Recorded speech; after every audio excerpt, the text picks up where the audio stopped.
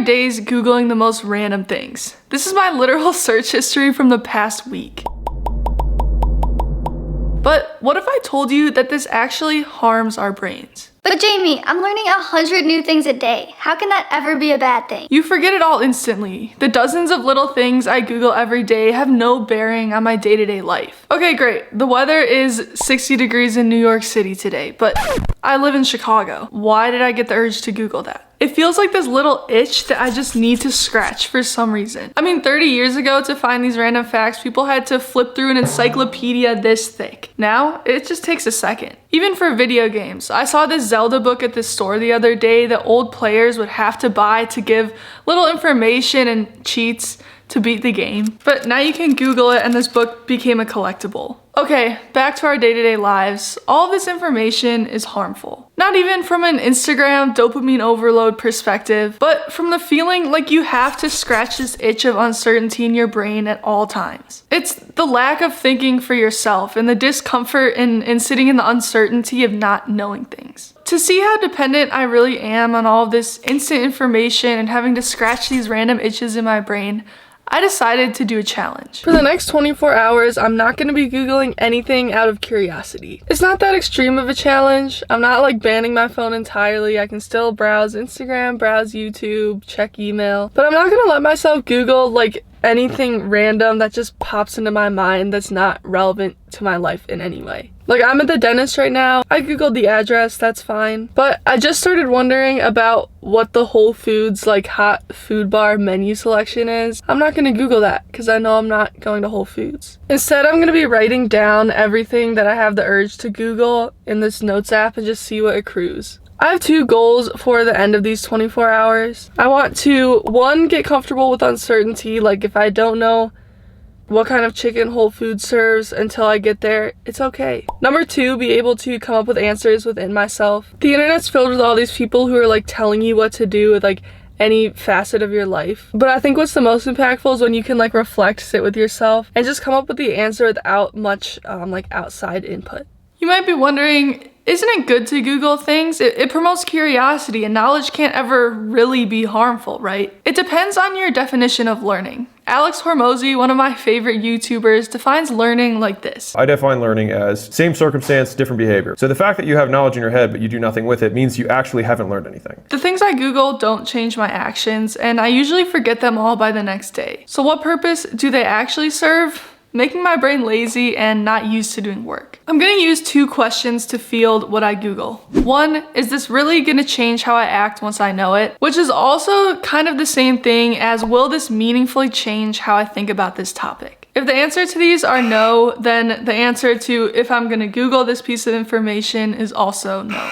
The internet gives you a wide breadth of knowledge, but I would argue the type of knowledge that actually enriches your life is how you're able to think. If you defer your thinking to the internet for every single lazy little itch your brain gets used to not finding its own answers, to deferring its thinking. It's like if I scratch my cat's belly every time she asks me to, but then never ends up learning how to scratch it for herself. I think there's a lot more benefit to sitting alone with a topic, journaling about it, writing about it, than going onto Reddit and commiserating with people who share the exact same problem you do. It's the afternoon now, and I've definitely had to exercise some self-control to not Google random things that don't affect my life at all. But I need to sit down for a few hours now to do computer work. Usually my mind drifts a lot, and especially late at night, I'm like Googling random things, so I think the rest of the day will be more challenging.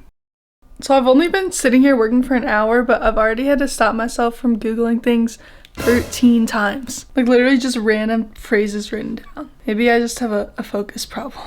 Yep, there's also the problem of distraction. I noticed my brain went completely haywire every time I sat down in front of a computer. No surprise. But the most meaningful parts of my day, like working on a fulfilling project, going for a silent walk in my neighborhood, spending time with family and friends, immersing myself in a book, were when I barely had any itches. But sitting idly in front of a computer, an hour and a half of work is done with 18 total distractions that I had to stop myself from Googling. That's 1 every 5 minutes, just random bits of information that like literally don't pertain to my life at all or influence my actions in any way. That adds up. Yeah, 1 distraction every 5 minutes when I'm supposed to be engaged in work. Granted, it was light work reviewing a video for the startup I work for and then posting it, but still I had to force myself to not Google things and just sit in these little itches of discomfort. Plus, we all know how deep internet rabbit holes go. I could Google Boston Marathon results 2023 and all of a sudden 10 minutes later be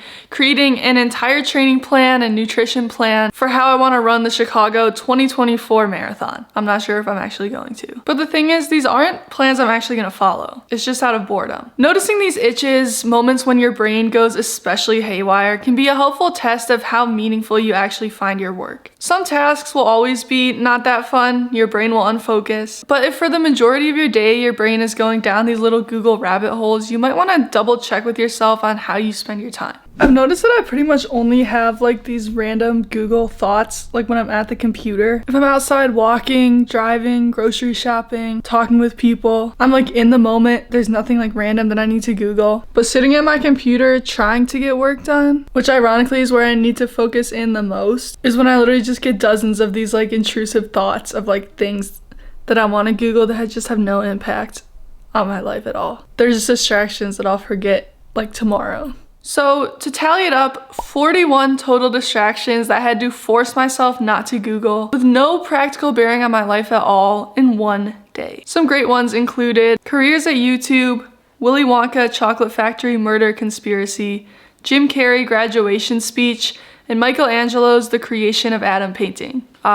All these little itches. And this was actually a day where I wasn't spending as much time on the computer as normal. I was out with friends for most of the evening. In my worst days though, it could easily be double this number of searches that I actually indulge in and that lead down further rabbit holes. It's actually crazy to think about.